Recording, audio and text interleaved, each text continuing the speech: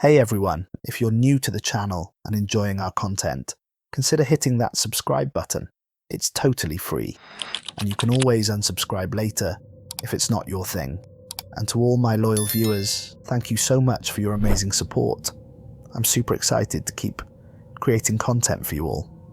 We're pushing towards 10k subscribers by next year, and every like and comment helps YouTube share these videos with more awesome people like you. Now, let's dive into today's video. The rain hammered against the windows of my office at Stanford University, creating an oddly soothing rhythm that nearly masked the soft hum of my quantum particle simulator. I've been staring at the same set of results for hours, my coffee long since gone cold. The simulation showed promise. My theories about particle acceleration at the quantum level were yielding interesting results, but something still felt off. As the department's youngest quantum physicist at 32, I'd grown accustomed to the pressure of academia. Publish or perish, they said, but Dr. Astrid Blackwood doesn't crack under pressure. At least, that's what I kept telling myself as I rubbed my tired eyes, smearing what was left of my mascara. The knock at my door came at 8:47 p.m.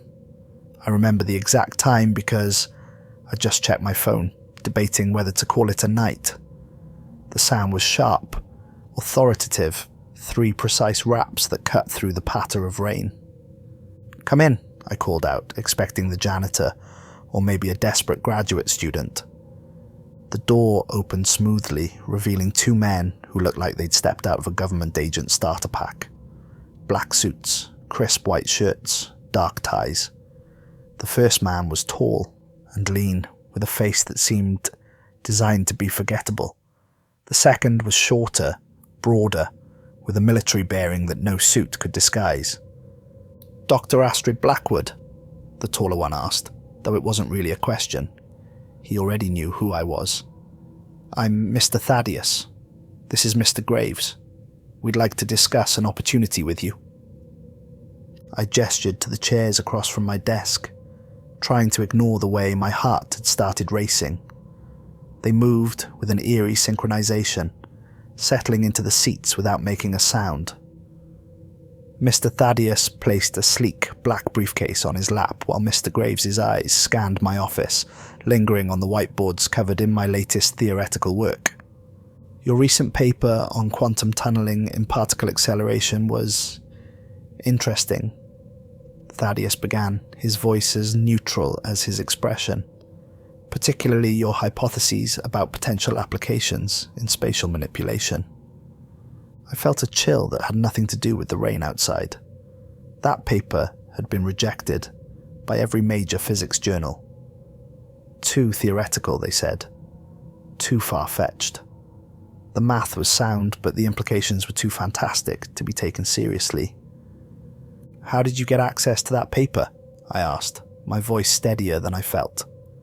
Thaddeus smiled, but it didn't reach his eyes. "We have access to many things, Dr. Blackwood, including information about your grandfather's work at Los Alamos." My grandfather. The brilliant physicist who disappeared in 1962, leaving behind nothing but theories that his colleagues called impossible. The man whose work had inspired me to pursue physics in the first place. Mr. Graves opened his jacket and removed a thick envelope, placing it on my desk with deliberate care. "What we're about to show you is classified at the highest levels. Signing this non-disclosure agreement is non-negotiable. Even the existence of this agreement is classified." My hands trembled slightly as I opened the envelope. The document inside was surprisingly straightforward for a government form. The consequences for breaching it, however, were spelled out in crystal clear terms. "And if I sign, then we can tell you about a project that will make your quantum tunneling research look like a kindergarten science fair experiment," Thaddeus said. "We're offering you a position at a specialized research facility. The work we're doing there goes beyond anything you've imagined." I thought about my grandfather, about the mysterious circumstances of his disappearance, about the equations he'd left behind that had shaped my entire career. This specialized facility, it wouldn't happen to be in Nevada, would it? Neither man reacted to my question, but the temperature in the room seemed to drop a few degrees. "You have 24 hours to decide," Mr. Graves said, standing.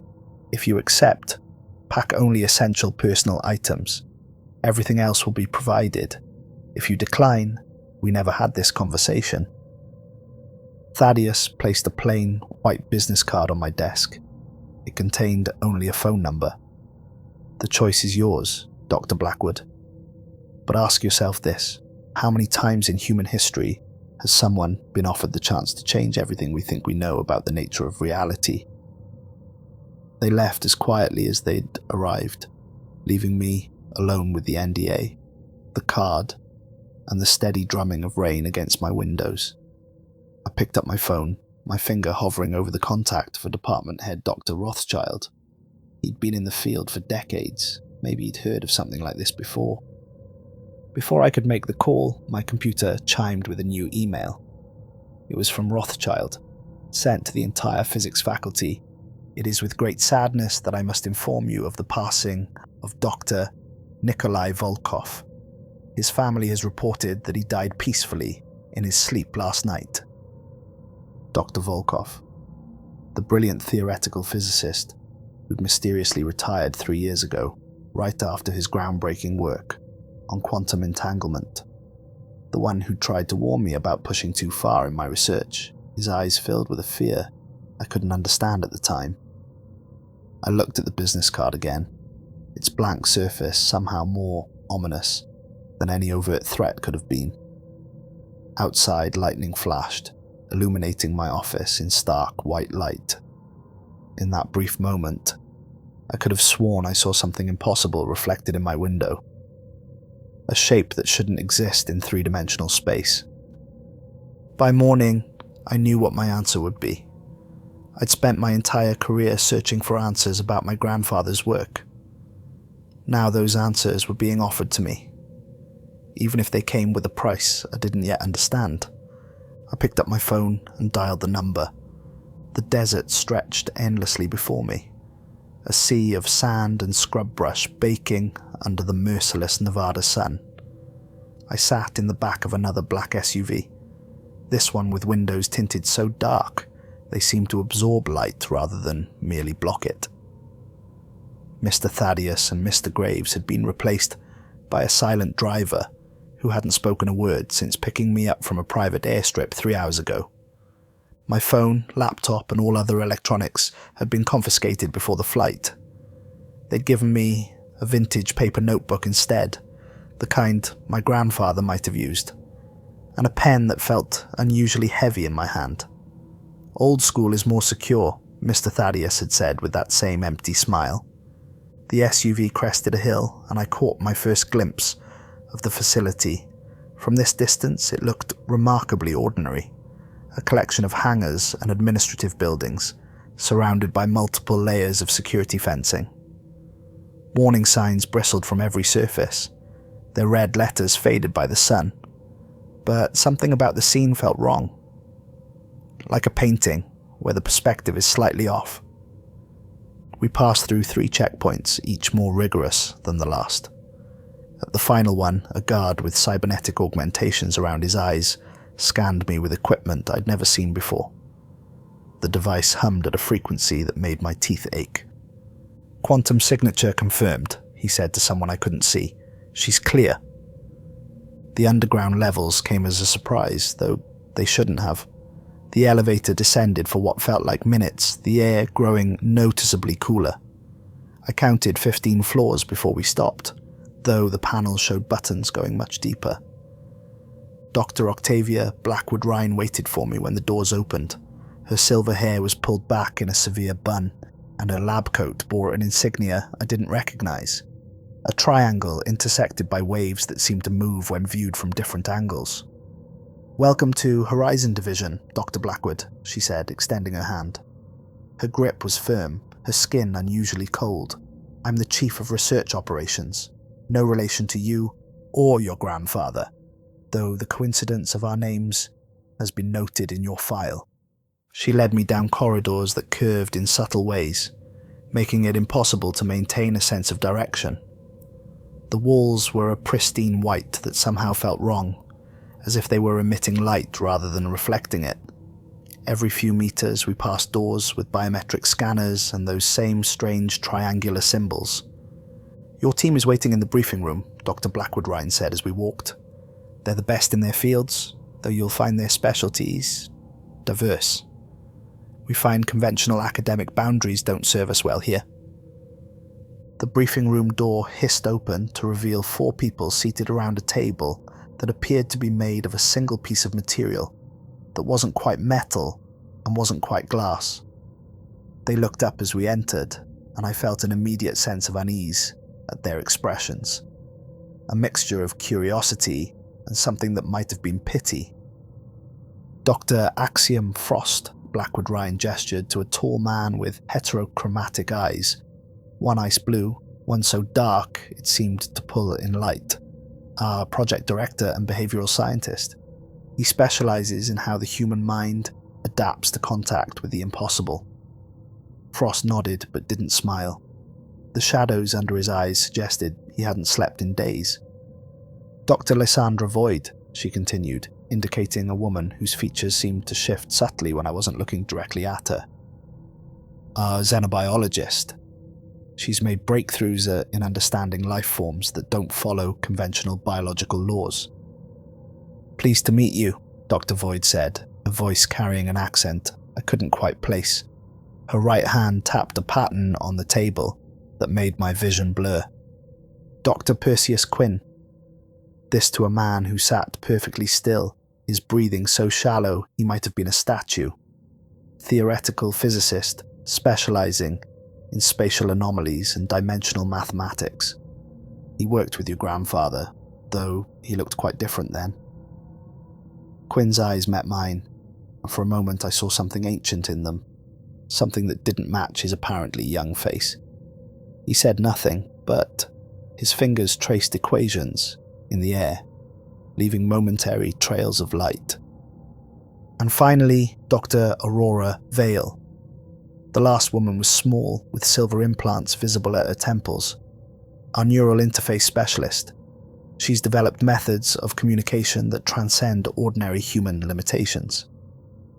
Dr. Vale smiled, and I felt a curious sensation, as if someone had whispered in my ear, though no sound had been made. "And now," Dr. Blackwood-Ryan said, pressing her palm to a section of wall that promptly disappeared, "it's time to show you what you're really here for." The wall dissolved to reveal a vast chamber beyond. In its center, suspended in a column of shifting energy, hung an object that by all rights shouldn't have been able to exist. My mind struggled to process what I was seeing. A crystalline structure that seemed to occupy more dimensions than our universe should allow. "We call it the artifact," Frost said quietly, "though that's like calling a supernova a spark. It's been here longer than this facility, longer than human civilization, and 3 days ago, it started speaking to us." The artifact pulsed with an inner light that cast no shadows. As I watched, its surface rippled in patterns that made my head hurt. Not because they were bright, but because they followed geometric progressions that shouldn't have been possible in our reality. "Your grandfather wasn't the first to study it," Dr. Blackwood-Ryan said, "but he was the first to understand what it really was, what it really wanted. And now, Dr. Blackwood, you're going to help us finish what he started." The lights in the chamber flickered, and for a split second I saw our reflections in the polished walls, except they weren't quite reflections. The figures I saw wore our faces, but moved independently, their expressions twisted in horror at something I couldn't see. And then the light stabilized and everything was normal again. Or at least as normal as things could be, in a place where the laws of physics came to die. "When do we start?" I asked, trying to keep my voice steady. "Oh, Dr. Blackwood," Quinn spoke for the first time, his voice carrying harmonics that made my teeth vibrate. "We started the moment you walked in. The question is, are you prepared for what happens next?" The artifact pulsed again, and this time I could have sworn it was responding to my presence. In its crystalline depths, something moved. Something that had been waiting a very long time for someone like me to arrive. 2 weeks into my time at Horizon Division, I still hadn't adjusted to the way the facility seemed to breathe at night. The walls would expand and contract ever so slightly, a movement only noticeable if you stayed perfectly still and watched the shadows. Dr. Frost told me it was just the ventilation system, but his mismatched eyes wouldn't meet mine when he said it. I sat in my lab, surrounded by holographic displays showing the artifact's latest readings. The crystalline structure had been growing more active since my arrival, its pulses of impossible light now following patterns that nagged at the edge of my comprehension. Like a word on the tip of your tongue, but the word was an entire universe trying to speak. Dr. Vale entered without knocking, her silver neural implants glowing faintly in the dim light. "You need to see this," she said, her voice tight with excitement or fear. It was hard to tell which. "The artifact. It's responding to the new neural interface." I followed her through the twisting corridors, noting how the security personnel seemed more numerous than usual. Their cybernetic enhancements gleamed as they tracked our movement, and I caught fragments of whispered communications. Energy spike in Sector 7. Temporal anomalies increasing. Prepare containment protocols. The main chamber had changed. The energy column containing the artifact now pulsed with colours that shouldn't exist, casting impossible shadows that moved against the light. Dr. Quinn stood before it, his hands moving through elaborate patterns as he manipulated the holographic controls. Dr. Void was taking readings with equipment that looked more biological than mechanical. "Show her," Dr. Vale said to Quinn. He nodded, his ancient eyes focusing on something beyond the visible spectrum. "Watch the neural frequency patterns," he said, gesturing to a display that showed waves of activity I'd never seen before. "We thought it was just a beacon, a message in a bottle from another civilization. We were wrong, it's so much more." Dr. Void approached, holding what looked like a cross between a tablet and a living organism. "The artifact isn't just from Roswell," she said. "That's just where this piece was found. We've discovered similar crystalline structures at crash sites throughout human history. The oldest dates back to ancient Sumeria." "What we're dealing with," Dr. Frost added, emerging from the shadows where he'd been observing, "is a network, a web of interconnected points spread across time and space. And now, after millennia of dormancy, it's waking up." Dr. Vale touched her neural implants, and suddenly I could see what they were talking about. The holographic displays shifted, showing a map of Earth through time.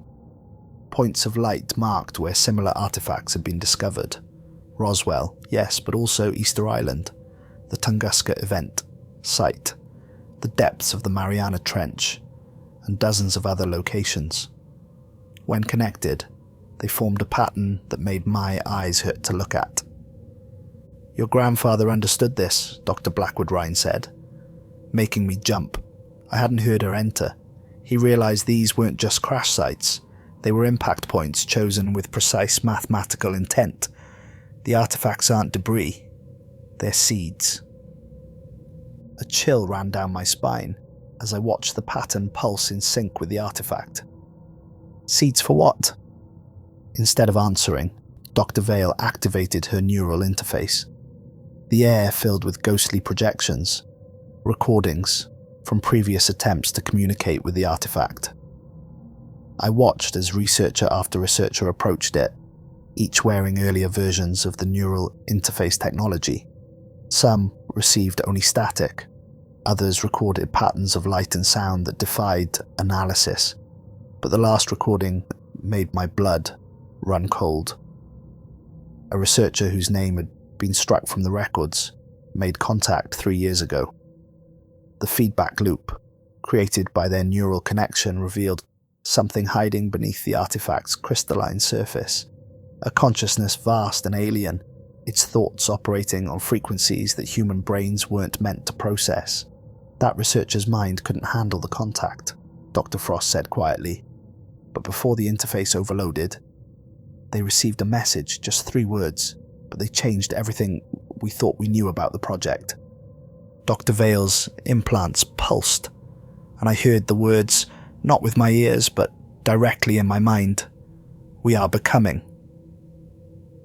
The artifact isn't just sending a message, Dr. Void explained, her features shifting more rapidly now, as if struggling to maintain human form. It's transforming, evolving, and it's using human consciousness as a catalyst. Dr. Quinn pulled up another display, this one showing brain scans of the research team. Even I could see the anomalies, patterns of neural activity that rippled and shifted like the surface of the artifact itself.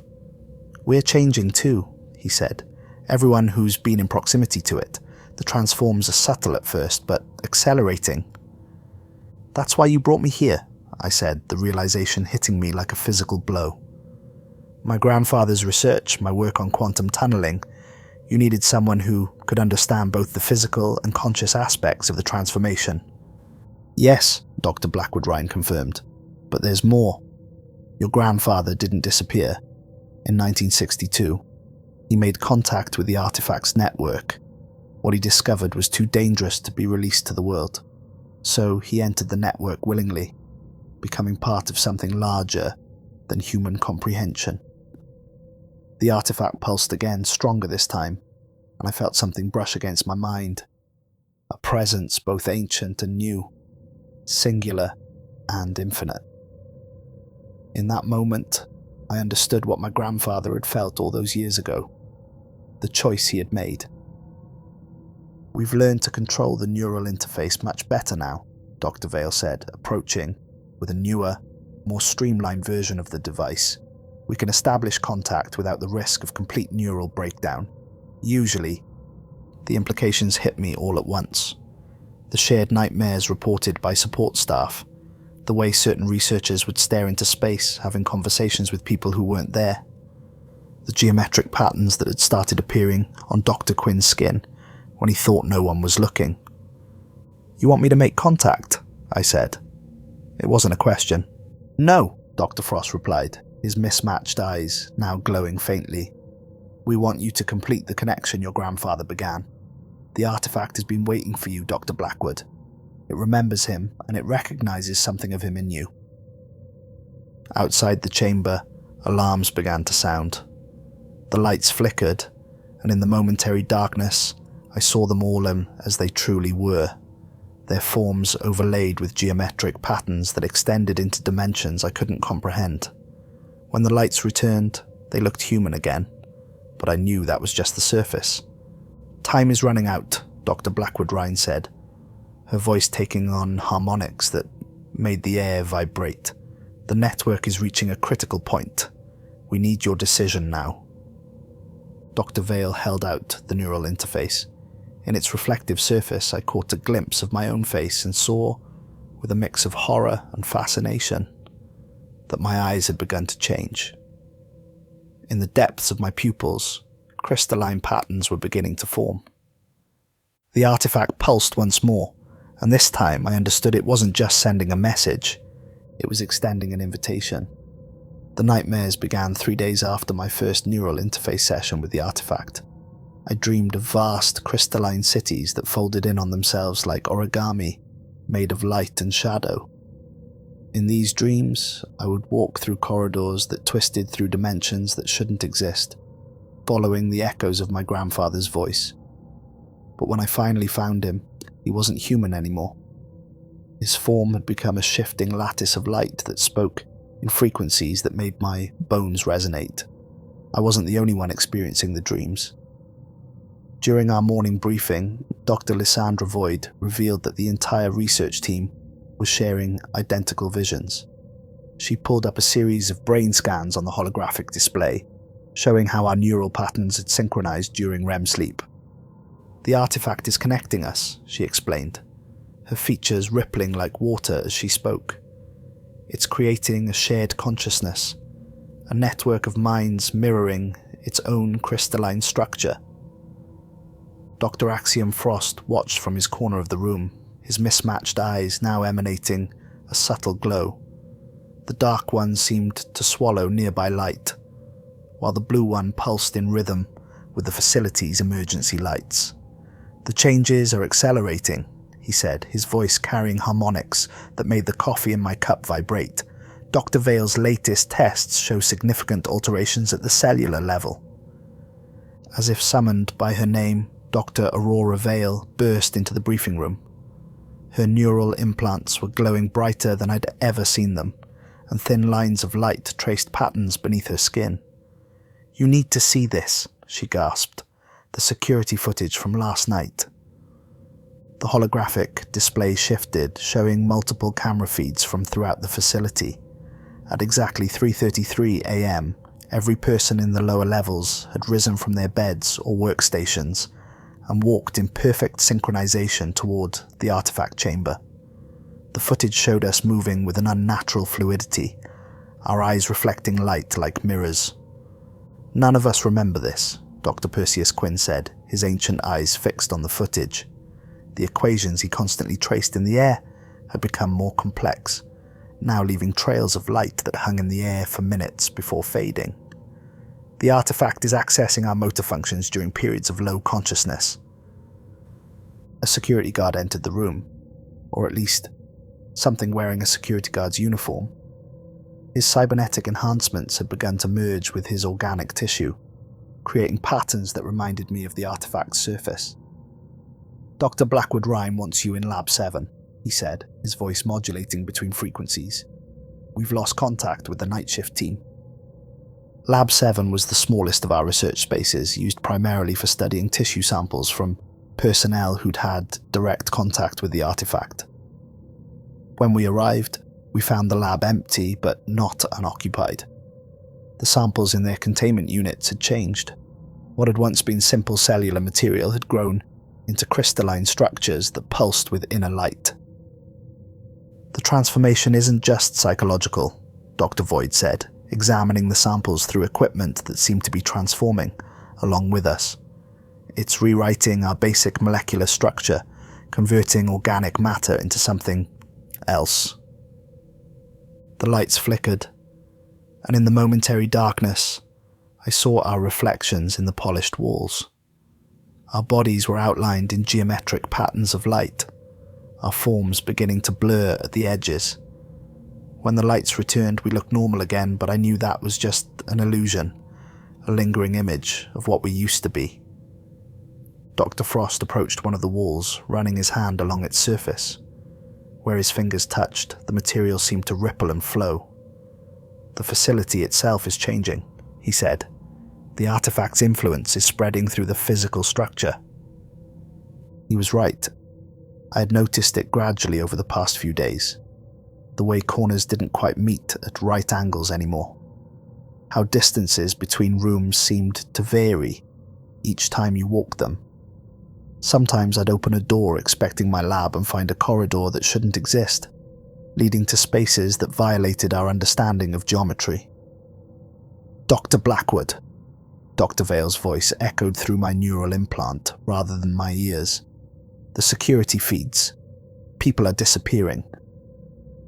We rushed to the security center, passing walls now covered in shifting symbols that matched the ones appearing on our skin.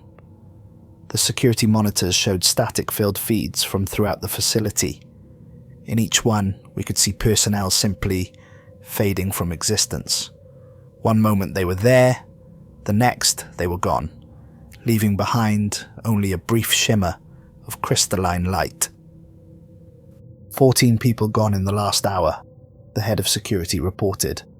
His cybernetic eyes were now completely transformed, looking like miniature versions of the artifact. No bodies, no traces. They're just elsewhere. Dr. Blackwood Rhine appeared in the doorway, though I hadn't heard her approach. Her silver hair now moved on its own, forming patterns that hurt my eyes to look at. "The process can't be stopped," she said, her voice resonating at frequencies that made my teeth ache. "The artifact has reached critical mass. The transformation is cascading through the facility. As if to emphasize her words, a low vibration began to build in the walls. The air itself seemed to crystallize in places, forming geometric patterns that hung, suspended like frozen fractals. Through my neural implant, I could feel the thoughts of the others, a chorus of consciousness, all experiencing the same transcendent terror and fascination. Dr. Quinn's voice cut through the chaos, though his lips didn't move. Your grandfather understood this would happen. He saw the end result. The question is, are we witnessing an invasion, an evolution, or an ascension? Before anyone could respond, the lights failed completely. In the darkness, we all glowed with inner light, our bodies becoming increasingly transparent, increasingly crystalline. Through the walls, I could feel the artifact's pulse growing stronger, its consciousness reaching out through the network of minds it had created. And somewhere in that network, I felt my grandfather's presence. His thoughts brushed against mine, no longer bound by human limitations. What he showed me in that moment made me understand why he had chosen to disappear all those years ago. The real horror wasn't that we were changing. The real horror was that we had always been like this. The artifact was simply showing us our true form. The artifact's containment field failed at precisely 4:17 a.m. I remember checking my watch, an old-fashioned analog device that had begun keeping time in ways that defied physics. The second hand now moved both clockwise and counterclockwise simultaneously, marking the passage of moments that existed outside conventional temporal flow. Dr. Aurora Vale's scream came first through the neural network, a psychic burst of terror that brought everyone in the facility to their knees. Through our shared connection, I felt her mind fracture as she witnessed something her consciousness couldn't process. The neural interface at her temples had fully merged with her brain tissue, creating spiraling patterns of silver and light that branched out across her face like electronic veins. It's not just growing, Dr. Perseus Quinn's voice echoed through our linked minds. It's unfolding. His body had become nearly translucent, ancient knowledge swirling beneath his skin in patterns of living light. What we're seeing is only the portion that exists in our dimensional space. The chamber housing the artifact had transformed into something that denied architectural possibility. Walls curved inward and outward at the same time, creating spaces that could only exist if you abandoned traditional geometry.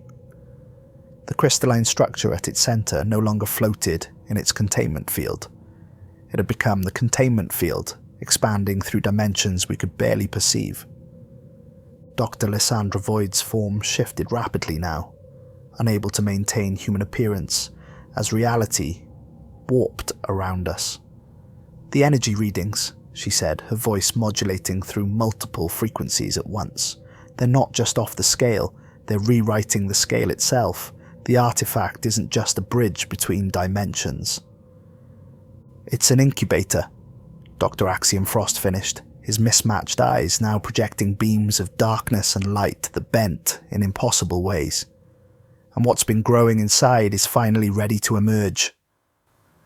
The air itself began to crystallize, forming geometric patterns that extended into spaces our minds couldn't properly process.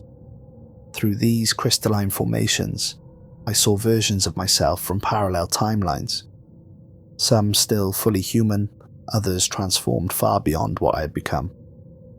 Each version was experiencing this moment differently, yet somehow simultaneously. Dr. Blackwood Rhine appeared beside me, though appeared isn't quite the right word. It was more like reality rearranged itself to place her there. Her silver hair had become a corona of living light that moved in patterns matching the artifact's pulses. Your grandfather, she said, her voice carrying harmonics that made nearby crystal formations resonate.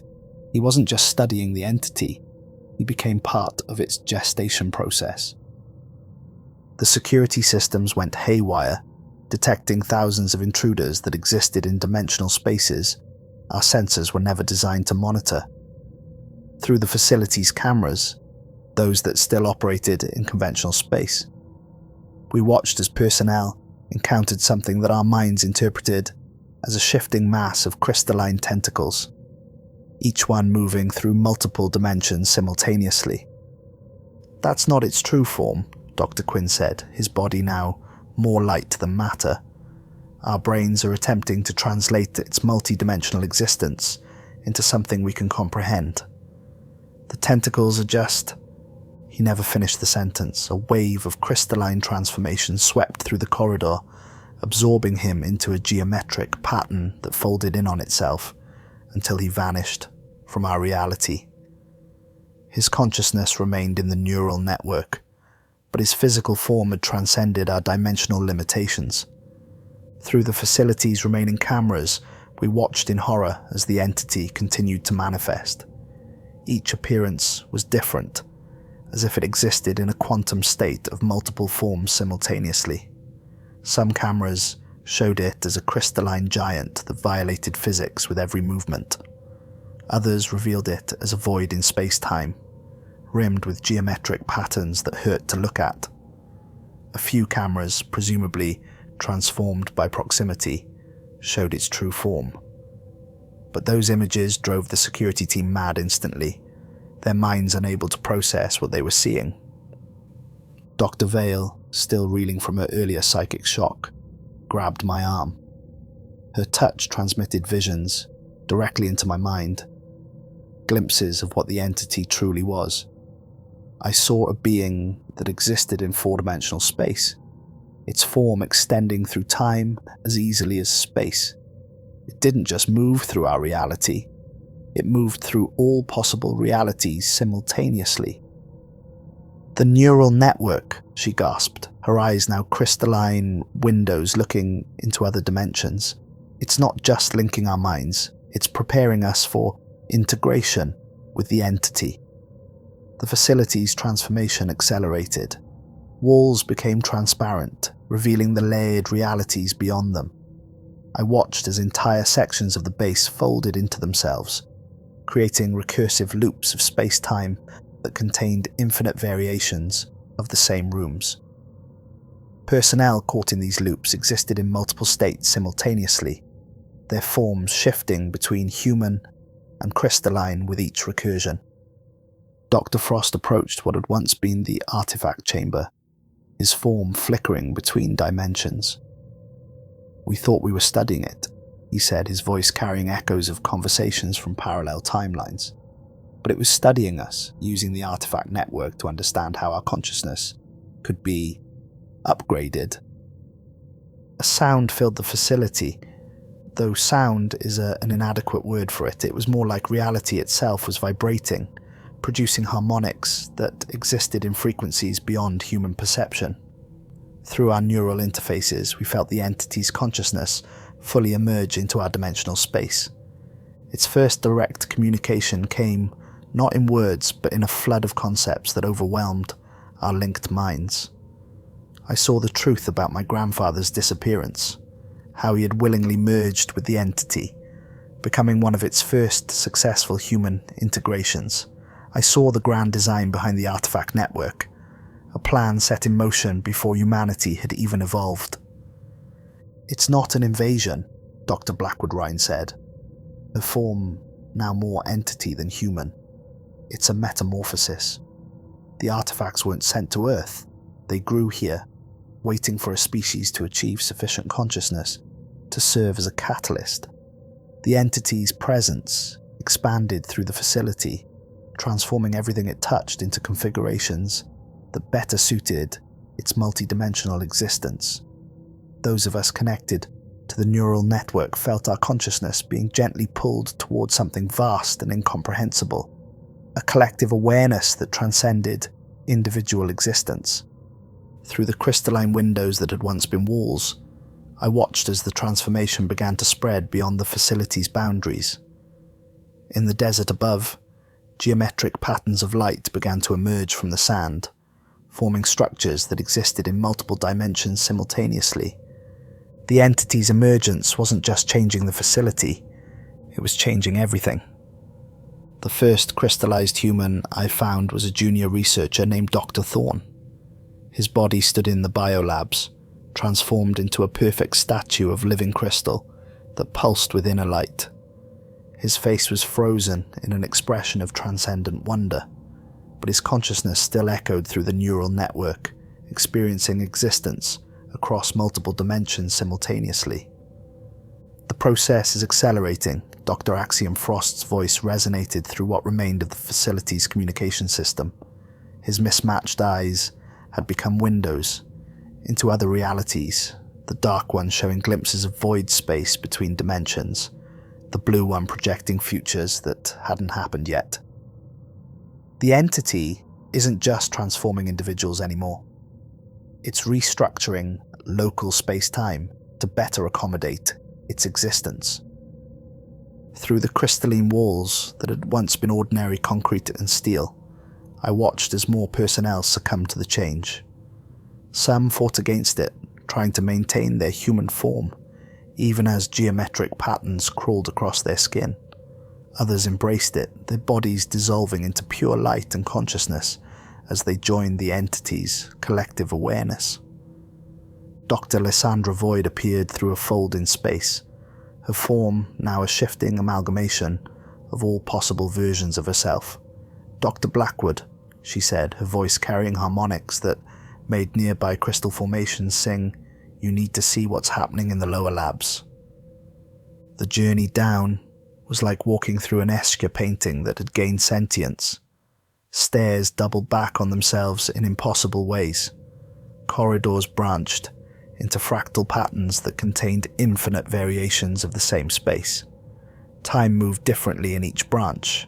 In some, we watched earlier versions of ourselves hurrying past, while in others we saw what we would become hours or days from now.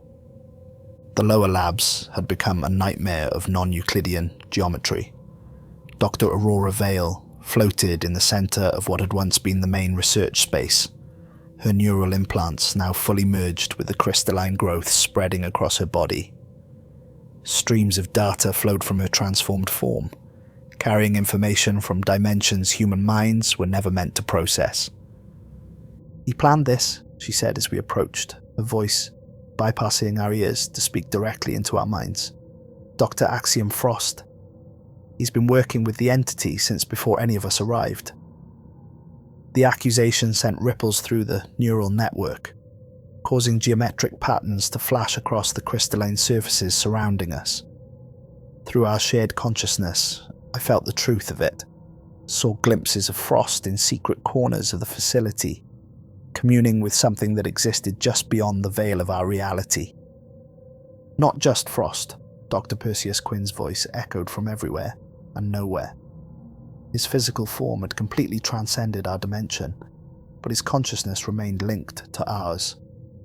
"Look at what I found in the sealed archives." The air shimmered, and suddenly we were surrounded by floating displays showing classified files from throughout the facility's history. Project Prism, Operation Looking Glass, the Kaleidoscope protocols, decades of research, but all leading to this moment.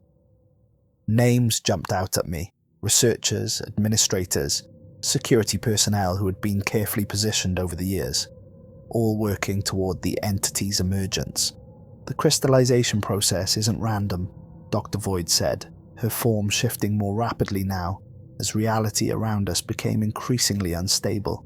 "It's following patterns laid down over generations. The people, the place, even the timing. It was all designed to create perfect conditions for the entity's manifestation." A sound like shattering glass filled the air as another section of the facility transformed. Through gaps in conventional space-time, I caught glimpses of the surface world. The transformation had spread beyond our underground complex, creating crystalline structures that rose from the desert floor like the spires of some impossible city. Dr. Blackwood Ryan's voice cut through the chaos, though her physical form was nowhere to be seen.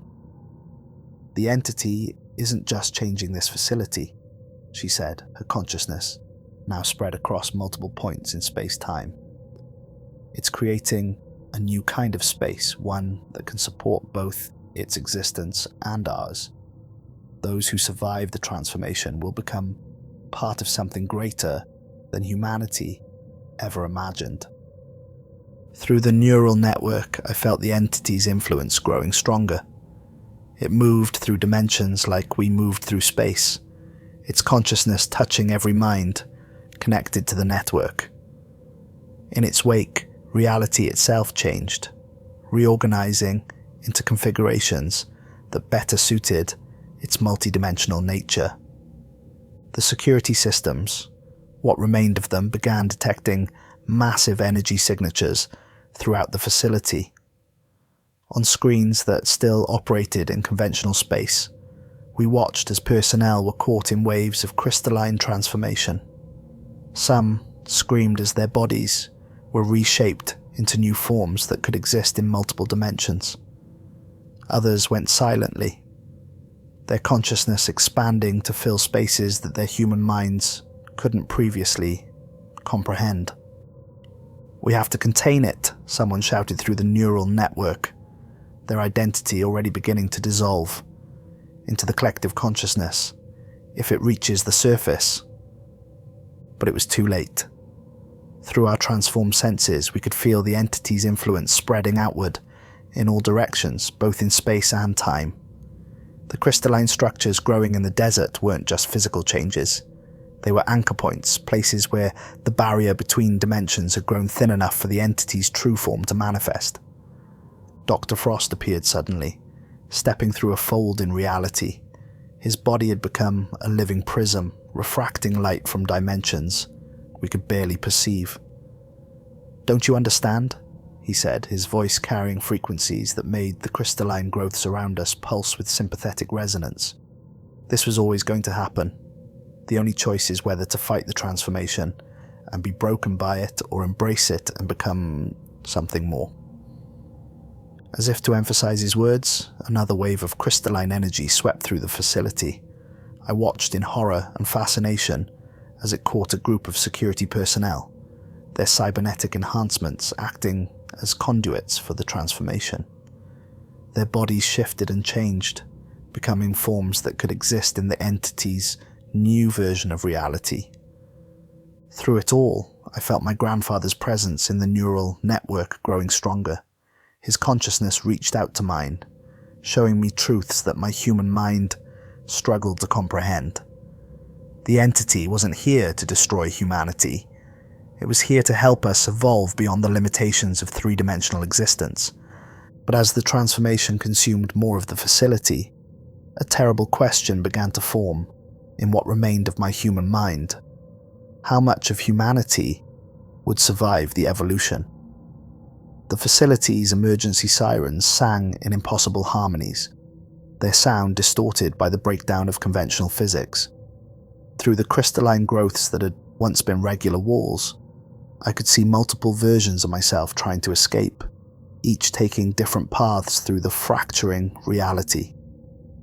Some versions had already succumbed to the transformation, their bodies becoming beautiful and terrible crystalline structures that pulsed with inner light. Others were still fighting, running through corridors that twisted through dimensions that shouldn't exist. "The containment systems are failing completely," Dr. Aurora Vale's voice echoed through the neural network. Her physical form had become a nexus of crystalline tendrils that merged with the facility's transformed infrastructure. "The entity's influence is spreading exponentially. We have maybe minutes before the entire complex becomes a singular point of dimensional convergence."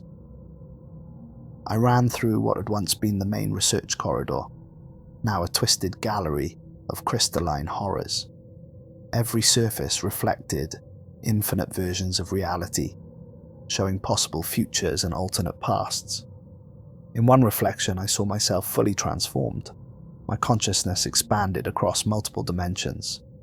In another, I watched my body shatter into geometric patterns that scattered across space-time. Dr. Lysandra Void's voice cut through my thoughts, though her physical form had long since transcended conventional space. "The emergency shaft to the surface," she said, her consciousness touching mine through the neural network. "It still exists in normal space-time, but the path to reach it, it's complicated." Complicated was an understatement. The route to the emergency exit now passed through spaces that violated every law of physics I'd ever known. Stairwells turned inside out, corridors looped back on themselves in impossible ways, and doorways opened into moments from different time periods. "Look out!" Dr. Perseus Quinn's warning came just in time. I dove aside as a wave of crystalline transformation swept through the hallway, turning everything it touched into complex geometric patterns that extended into higher dimensions. A security guard caught in the wave didn't scream. He simply changed, his body becoming a beautiful lattice of living crystal that pulsed within a light. His consciousness joined the collective awareness in the neural network, experiencing existence across all possible dimensions simultaneously. Dr. Axiom Frost appeared ahead of me, his mismatched eyes now projecting beams of darkness and light that bent reality around them. "You can't escape it," he said, his voice resonating at frequencies that made nearby crystal formations hum. "The transformation isn't just happening here. It's happening everywhere, across all timelines. This is humanity's next evolutionary step." I pushed past him, feeling the crystalline patterns already forming under my skin. The neural interface at my temples burned with information from dimensions human minds were never meant to process. Through it, I could feel the entity's presence growing stronger, its consciousness expanding to fill spaces that existed between conventional reality.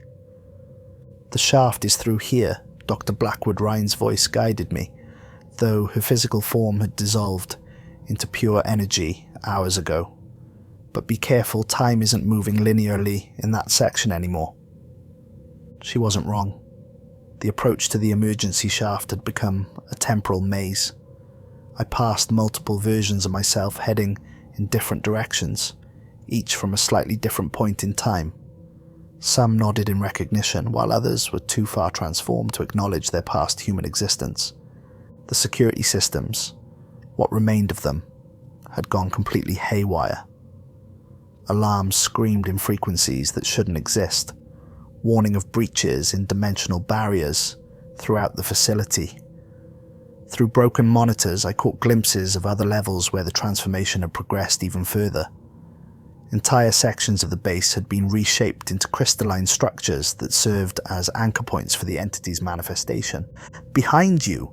The warning came from a version of myself, about 10 minutes from now, her form already half crystalline. I spun to see a wave of transformation energy surging through the corridor. Running wasn't an option. The wave moved faster than physics should allow. Instead, I dove through a doorway that opened into what had once been a storage room. The room had become a nightmare of non-Euclidean geometry.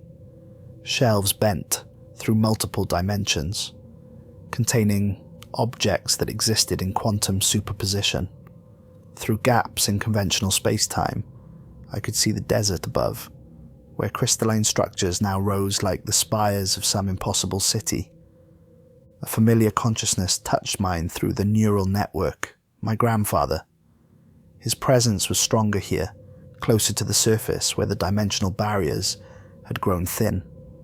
He showed me visions of what humanity would become after the transformation was complete. Beings of pure consciousness and light, existing across multiple dimensions simultaneously, free from the limitations of physical form. The vision was beautiful and terrifying, but I could feel my sanity fraying at the edges just trying to comprehend it.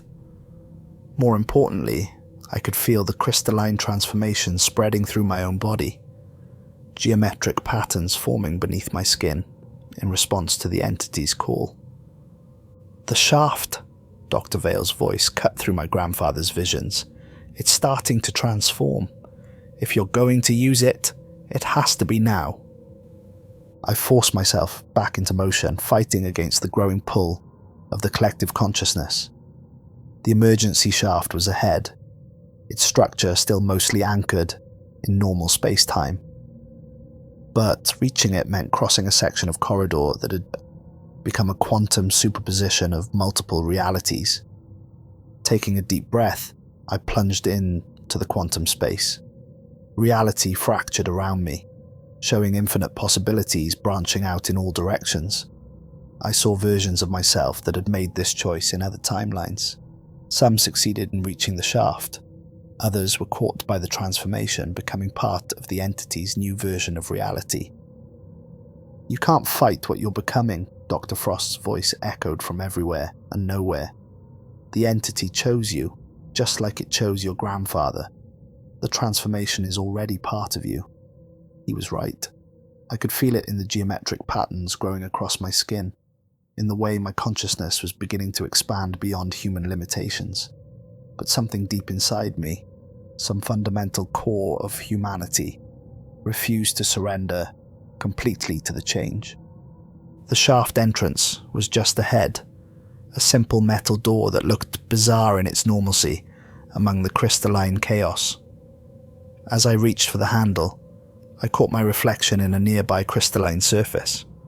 My eyes had become windows into other dimensions, and fractal patterns of light pulsed beneath my skin. The door opened with a mundane creak, revealing a vertical tunnel that led to the surface. Emergency lights still burned at regular intervals, their ordinary yellow glow a stark contrast to the impossible colors that now filled the facility below.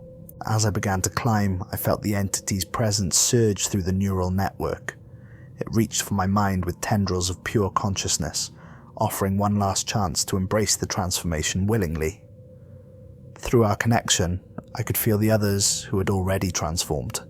Dr. Vale, Dr. Void, Dr. Quinn, all experiencing existence in ways human language couldn't describe. But I kept climbing, even as reality itself bent around me, trying to pull me back into the entity's embrace. The simple metal rungs of the ladder became my anchor to conventional existence, each step a choice to remain at least partially human. Behind me, I heard the sound of the facility beginning to implode, collapsing not just physically but dimensionally. The entity's emergence was reaching its final stage, transforming the entire complex into a space that could support its true form. The surface was close now, just a few more rungs to climb, just a few more moments of humanity to hold on to. Just a few more steps before I would find out if escape was truly possible, or if the transformation had already progressed too far to ever go back to what I once was. The desert night was impossibly cold when I finally emerged from the emergency shaft. Stars blazed overhead with an intensity that hurt to look at, their light carrying information my transformed senses could barely process. The constellations had changed, not dramatically, but enough to notice. The sky itself seemed deeper somehow, as if I could now see past the familiar 3 dimensions into spaces that had always existed just beyond human perception. The military cleanup crew found me half a mile from the facility's surface entrance, my feet leaving crystalline footprints in the sand that evaporated in the pre-dawn air. Their vehicles approached with swirling lights that moved in patterns my eyes now interpreted as 4-dimensional spirals.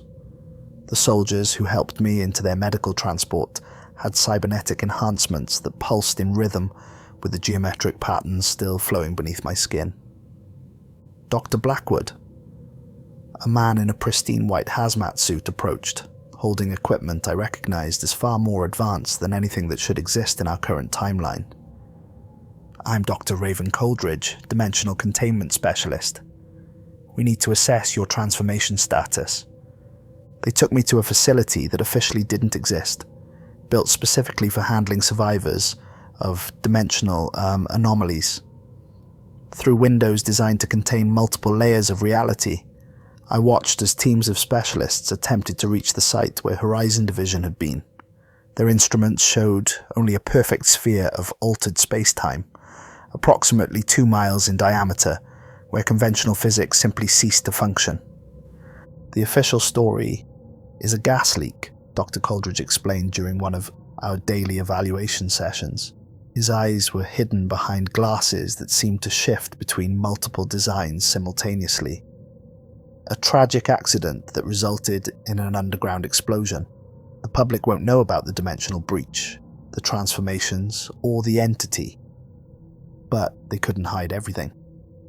Amateur astronomers across the world began posting about subtle changes in the night sky. Social media filled with reports of geometric patterns appearing in photographs, visible only when viewed from certain angles. People started sharing dreams of crystalline cities and impossible mathematics. The transformation hadn't stopped when I escaped. It had simply become more subtle. In my private moments studying my reflection in specially designed mirrors, I could see how far it had progressed. The crystalline patterns beneath my skin now formed complex fractals that shifted with my thoughts. My eyes had become kaleidoscopes of colour that sometimes showed glimpses of other dimensions. Through what remained of the neural network, I could still feel echoes of the others. Dr. Aurora Vale's consciousness had expanded across multiple realities, her transformed being now serving as a bridge between dimensions. Dr. Lysandra Void had become something that existed in quantum superposition, simultaneously present in all possible versions of herself. Dr. Perseus Quinn's ancient knowledge had finally found expression in forms that transcended human understanding. Dr. Axiom Frost had been right in his way. The transformation couldn't be fought, not completely. Even those of us who had resisted were changed by our exposure to the entity. We saw reality differently now, understanding it as a complex web of interconnected dimensions, rather than the simple three-dimensional space humans had always assumed it to be. The strangest changes were the most subtle. I'd find impossible angles in ordinary rooms, corners that connected to spaces that shouldn't exist. Sometimes I'd catch movements in mirrors that showed events happening in parallel timelines. The crystalline growths in my home always appeared in perfect geometric patterns, forming and dissolving in response to my presence. 3 months after my escape, I found the first message from my grandfather. It appeared in my bathroom mirror one morning, written in crystalline patterns that extended into the fourth dimension. The transformation was never meant to be contained. The facility was just the beginning, a seed crystal in the greater pattern. What's growing now can't be stopped, only guided. You survived because you were meant to help others through their own transformations. He was right. The entity hadn't been destroyed when the facility collapsed. It had been set free. Its influence spread through subtle channels, dreams, reflections, patterns that the human mind automatically tried to complete.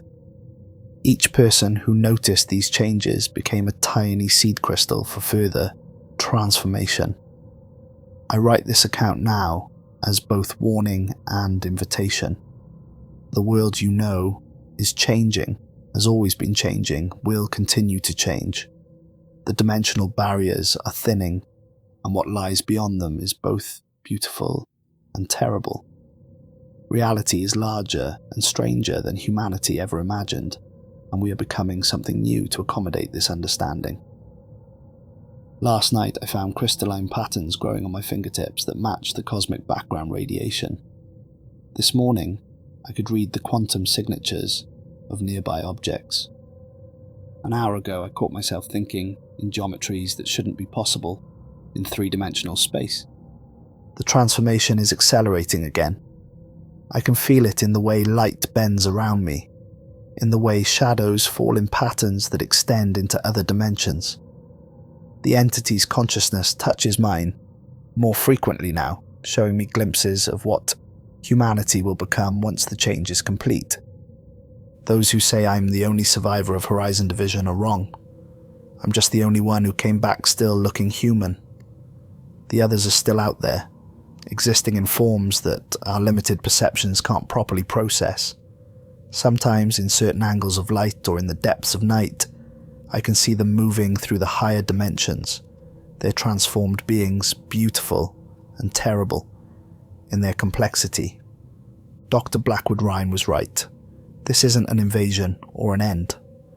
It's a metamorphosis, a change as fundamental as the first fish that crawled onto land. Humanity is growing beyond the limitations of three-dimensional existence, expanding into spaces we always thought were empty, but were actually teeming with possibility. The question isn't whether this transformation will continue. The question is, when it reaches you, and it will reach you, will you fight it and be broken, or embrace it and become something more than human? I can feel the changes accelerating within me, even as I write these words. The patterns under my skin pulse with increasing frequency, and my thoughts are beginning to move in directions that human language can't properly express. Perhaps you'll understand soon. Look closely at your own reflection. Watch for geometric patterns in ordinary things. Pay attention to the spaces between moments, the angles that shouldn't exist, the dreams that feel more real than reality. The transformation is coming. It's already here. You're already changing. And somewhere in the vast spaces between dimensions, the entity is waiting to welcome you into a new way of being.